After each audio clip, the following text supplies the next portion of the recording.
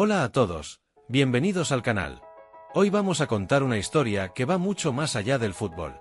Una historia real, cruda, apasionada. La historia de un niño bajito, rebelde, lleno de sueños, que nació en el barro y terminó tocando el cielo con los pies. Hoy vamos a recorrer juntos la vida de Diego Armando Maradona.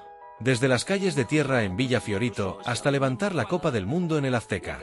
Desde los goles imposibles hasta las caídas más profundas. Desde la idolatría total hasta la soledad del genio. Porque esta no es solo una historia de fútbol. Es la historia de un ser humano que fue capaz de cargar con el amor de un pueblo, y también con su dolor. Bienvenidos a la vida de Maradona.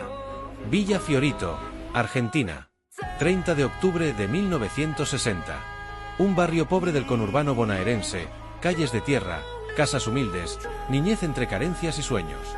Allí nace Diego Armando Maradona, el quinto hijo de Doña Tota y Don Diego, una familia obrera, unida, que se las arreglaba como podía. Desde los 3 años, Diego ya vivía con una pelota. No era un juguete, era una parte de él. Jugaba en el barro, en el patio, en el pasillo de su casa. Dormía abrazado al balón. Lo sentía como un destino. A los 8 años, fue descubierto por un ojeador del Club Argentinos Juniors y se unió a los Cebollitas, un equipo infantil que estuvo más de 130 partidos invicto. Era apenas un niño, pero ya tenía el alma de un gigante.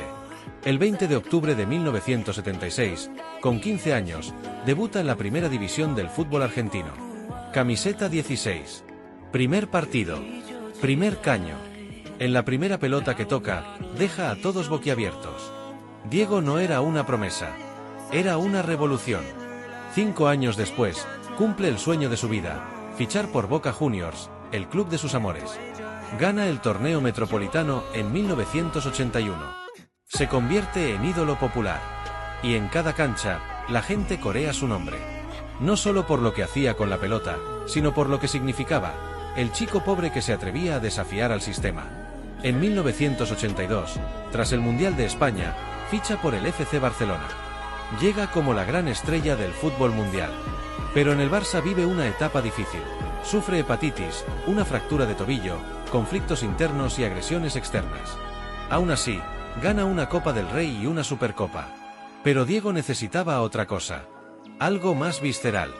Y entonces llega el llamado que cambiaría su vida, el Napoli de Italia. Maradona llega a Nápoles. Un club sin títulos.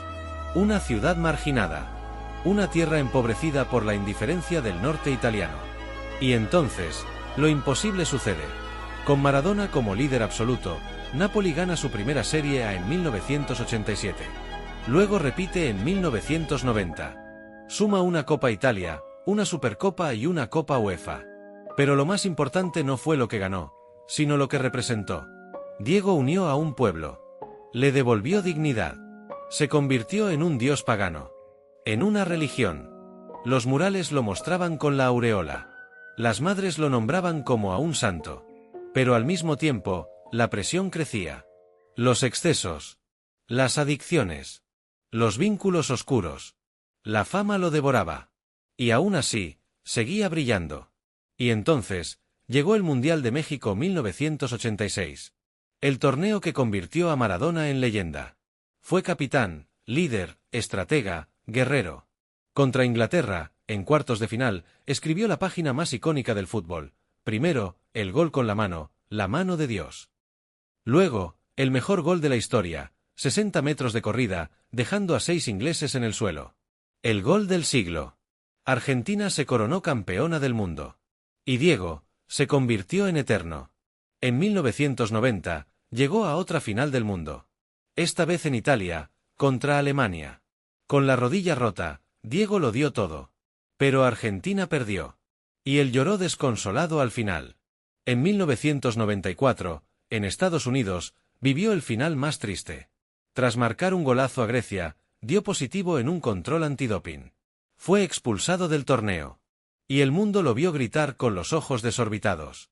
«Me cortaron las piernas», dijo. Y toda la Argentina sintió ese dolor. Diego volvió a jugar. En Sevilla, Newell's, y cerró su carrera en Boca Juniors, donde se despidió en 1997. Pero la vida fuera del campo no fue fácil. Problemas con las drogas, internaciones, cirugías, luchas con su cuerpo y su mente. Estuvo al borde de la muerte más de una vez. Pero siempre volvía. Siempre resistía. Porque Diego era eso, lucha constante. También fue entrenador. Incluso dirigió a la selección argentina en el Mundial de 2010. Y aunque no ganó, su presencia llenaba estadios. También dirigió en equipos humildes. En Sinaloa. En La Plata. Diego no olvidaba sus raíces. Maradona fue todo. Ídolo, pecador, genio, rebelde. Capaz de inspirar a millones con una jugada, y de generar escándalos con una palabra. Amó profundamente. Cayó profundamente. Se levantó 1000 veces. Vivió con intensidad cada segundo. Fue padre. Abuelo. Amigo.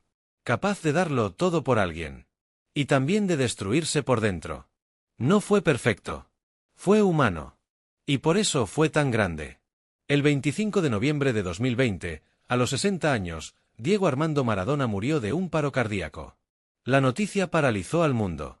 En Argentina, se decretaron 3 días de duelo nacional. Multitudes salieron a las calles.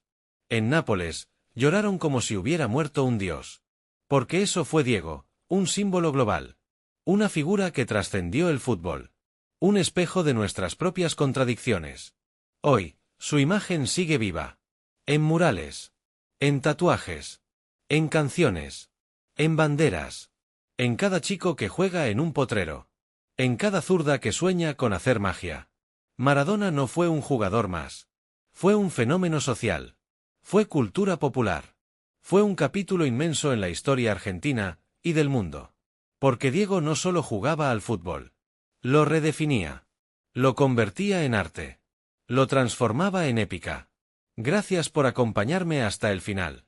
Si esta historia te tocó, te invito a suscribirte al canal, dejar tu like y compartir este vídeo con quienes aman el fútbol de verdad. Porque contar la historia de Maradona es rendir homenaje a un hombre que vivió como pocos, y que aún después de la muerte, sigue jugando entre nosotros. Hasta la próxima.